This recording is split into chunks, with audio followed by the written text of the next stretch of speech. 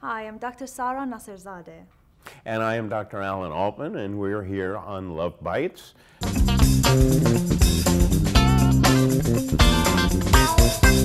Here we are back on Love Bytes. Dr. Sara, give a couple of tips on how do you turn your partner on? Of course, tips that you have learned in your practice of sexology. Absolutely. So one very easy tip is we have 5 senses, at least most of us do. Think about all those 5 senses and what is pleasant to your partner through those senses. Visually, smell, taste, and all that. Kinesthetic, touch, everything. So don't think about being sexy. Don't think about being, turn the person on in a connotation of, sexualizing it. But think about how to be pleasant in the eyes of your partner through these 5 senses. Great. If you're able to do that, then you're all set. I especially go with the taste concept, and I think that's wonderful. Feeding one another, drooling something soft and liquid on one another that has a taste to it, aka chocolate. That type of thing, something that has a smell and a taste because it wakes up your senses. So I totally agree with you there. Number 2. Number 2 would be just have a conversation. That would be a very good start. So what is pleasant to you, what is not pleasant to you, and what I often suggest to my couples is if they have opportunistic reasoning to talk.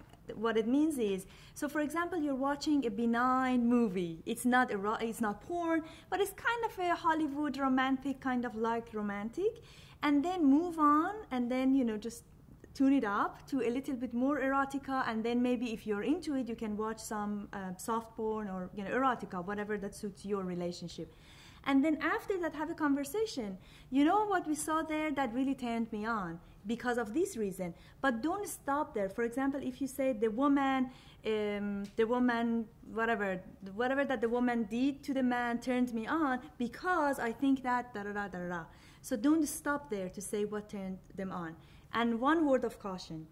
When you're discussing that, make sure that you're discussing something that is doable for your partner. So if there is a blonde lady in the movie, and then they're doing something, and then you forget about what is being done, action-wise, and then you say, oh, the fact that she was blonde was really cool, and then she's a brunette.